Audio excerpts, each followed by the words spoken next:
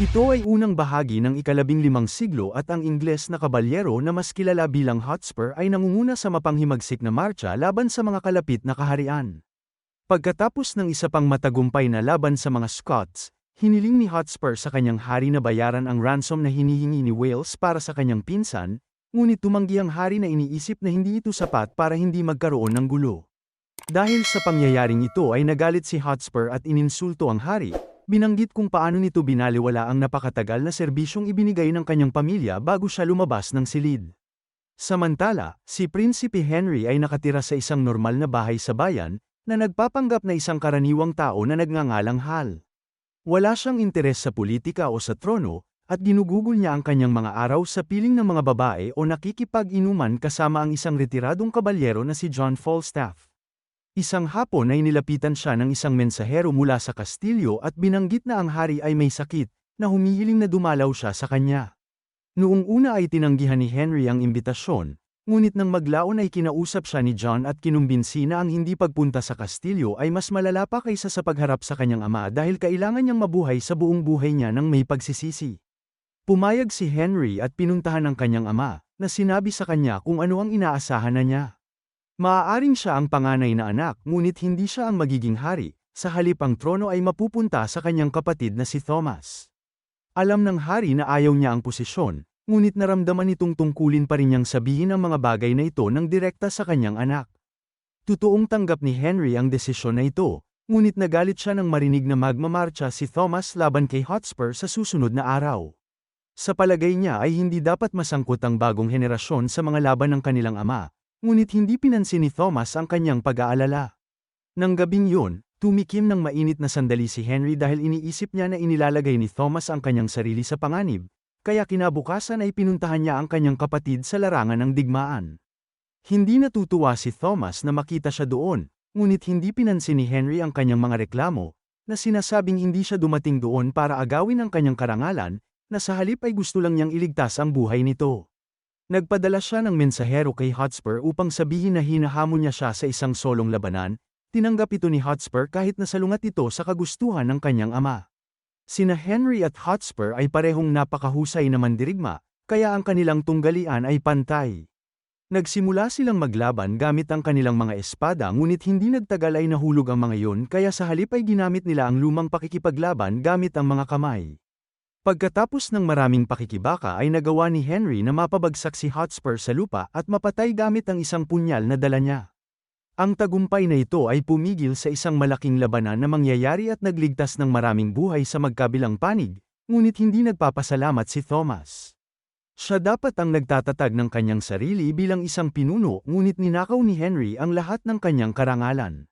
Dala ang bigat ng pakiramdam dahil sa pagpatay ng isang tao, bumalik si Henry sa kanyang pag-inom hanggang sa makalipas ang ilang araw ay binisita siya ng punong mahistrado ng hari na si Sir William Gascoigne.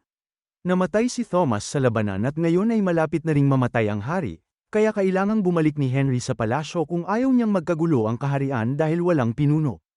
Galit na galit sa pagkamatay ng kanyang kapatid, binisita ni Henry ang kanyang ama at tinawag siyang halimaw bago ito mamatay, na iniwan ang bansa sa kanyang mga kamay. Habang ang lahat ay naghahanda para sa paglilipat ng kapangyarihan, isang grupo ng mga katulong ang pumunta sa bahay ni Henry sa bayan upang kunin ang kanyang mga gamit. Si John ay pinaalis na sa kanyang bahay at nalaman pa niya ang nangyari sa kanyang kaibigan sa pamamagitan ng tagapaglingkod. Hindi niya man lang makikita si Henry bago ang kanyang pagiging hari. Ang seremonya ng paglilipat ay nangyari ng walang problema, at kalaunan sa panahon ng hapunan ay binuksan ni Henry ang mga regalo na ipinadala ng ibang mga hari.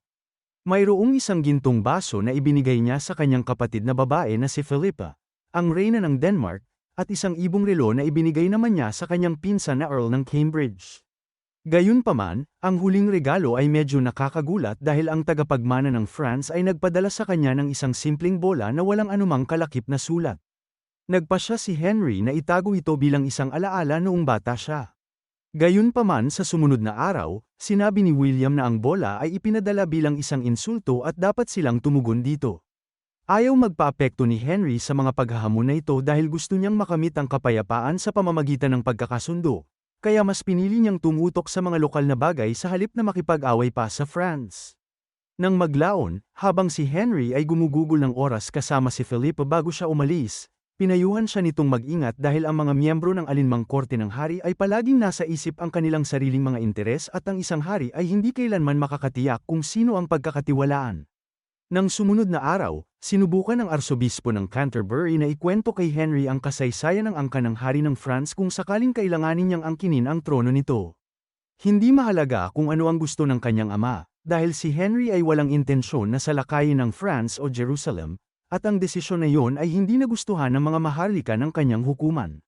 Pagkatapos ng pagpupulong, pinuri ni William si Henry sa pagmamalasakit sa kanyang mga tao, ngunit sinabi din niya na ang hindi paggawa ng anumang bagay laban sa panunuyan ng France ay pinagmumukha siyang duwag.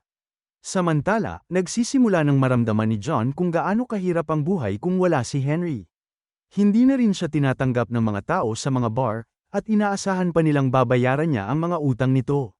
Nang binanggit niya ang pagkakaroon ng kaibigan sa mataas na lugar, pinapaalala lang ng mga tao doon na siya ay iniwan lang na parang matandang aso. Sa ibang lugar, tinanong ni Henry ang isang bilanggo na naghahanap ng proteksyon kapalit ng impormasyon. Sinabi nito na siya ay isang mamamatay tao na ipinadala ng hari ng France upang patayin si Henry, at ang naturang impormasyon ay nakikita ng mga maharlika ng korte bilang isang direktang pagkilos ng digmaan. Gayunpaman, hindi pa rin nagpaapekto si Henry at sa halip ay nagpadala ng liham sa hari ng France na nagsasabing ang pagpapadala ng asasin ay isang duwag na gawain, kaya kung gusto niya ng digmaan ay dapat niyang ipadala ang kanyang hukbo at lumaban ng maayos. Ang desisyon ni Henry ay naging paksa ng pag-aalala ng mga maharlika. Samantala, ang Earl ng Cambridge at si Lord Grey ay nilapitan ng mga ahente ng France na gustong makipagpalit sa kanila ng impormasyon, kaya pumunta silang dalawa kay William para hingin ang kanyang payo dahil nawawala na sila ng tiwala sa kanilang hari at mas maganda pa ang alok ng France. Matapos mangako na may gagawin tungkol dito, muling nakipag-usap si William kay Henry na binabanggit na kapag hinayaan niya lang ang mga isyu na ito ay mauuwi lang ito sa masama, at ito ang pagkakataon ni Henry na pag-isahin ang lupain para sa kabutihan. Dahil wala siyang masyadong pagpipilian, pumayag si Henry na magsimula ng digmaan sa France dahil sa mga aksyon na ginawa ng mga ahente na yun sa kanyang mga maharlika bilang pangatlo at huling pang-iinsulto. Inutusan din niya ang Earl ng Cambridge at si Lord Grey na ipaputol ang kanilang mga ulo, dahil siya ay nabigo na ang isang tao na tinawag niyang kaibigan ay naging kasabwat ng kaaway. Dahil nangangailangan ng isang tao na mapagkakatiwalaan at maaasahan, pumunta si Henry sa bayan para hanapin si John na nalulungkot dahil sa lahat ng oras na ito ay hindi niya man lang siya pinuntahan. Humingi ng paumanhin si Henry dahil hindi siya nakipag-ugnayan ng mas maaga ngunit halata naman na marami siyang ginagawa, at ngayon ay kailangan na niya ang kanyang matalik na kaibigan.